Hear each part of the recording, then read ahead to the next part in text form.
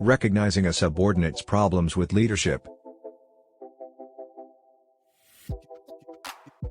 However, a different, even more subtle aspect can come into play between the employer and the employee, a one that great industrial leaders will notice and address. The psychological burden of being a subordinate is that factor. Having a superior is not simple.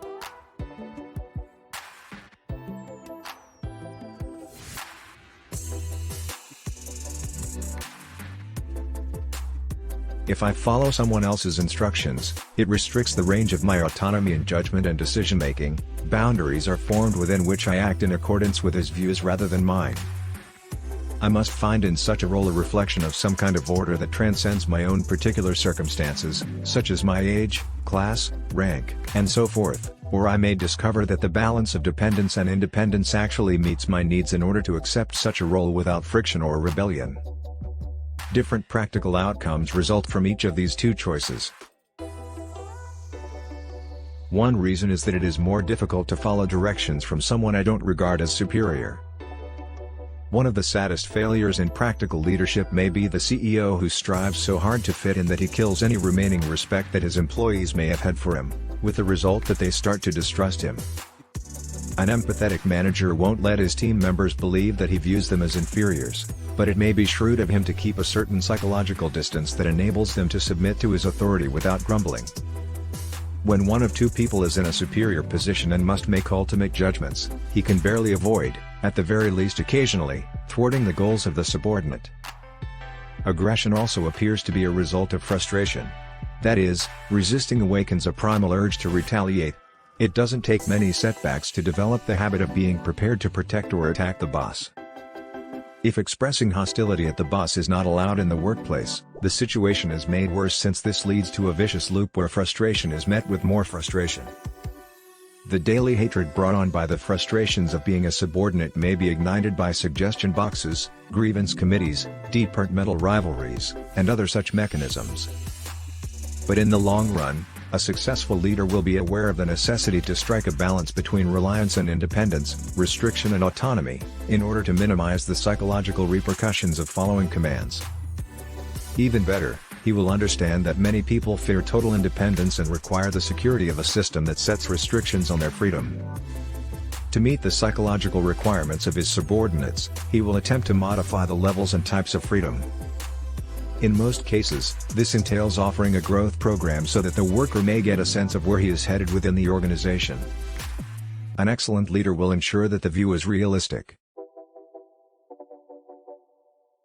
An analogy may be useful in this case: nothing lowers morale in any group setting like the fake democracy that may be seen in some households. When parents declare that their kids will share and share alike in all decisions, the kids quickly learn that this is not actually possible, and when the program fails, the kids are particularly hampered. They start to view all of the inevitable decisions that are taken without a vote or consultation as being arbitrary. They grow to feel deeply wronged and rebellious.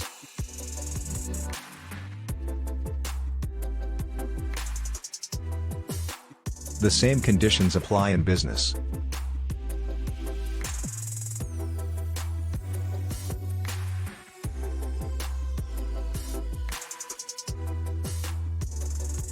Pretending that subordinates can make certain judgments when they actually cannot is useless.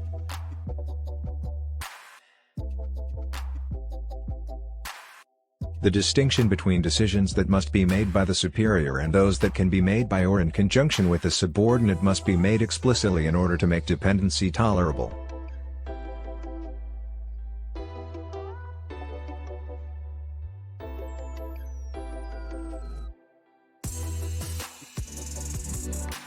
Once those boundaries have been established, it is crucial to adhere to them only when absolutely necessary. The subordinate should ideally have a space where he is free to work without anyone watching him.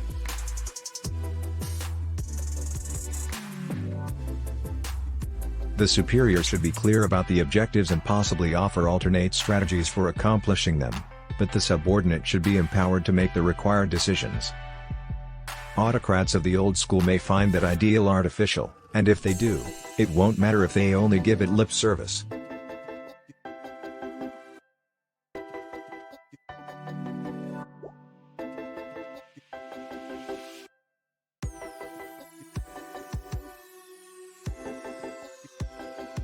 The employee won't try plan B and risk losing his job if it doesn't work if he knows that the boss prefers plan A.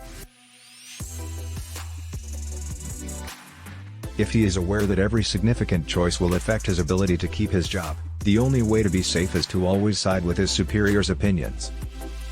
But as a result, he becomes a mindless machine with no ability to add to the organization's wisdom or release his superiors from making judgments. Nobody respects him, not even the employer who helped shape him into the person he is.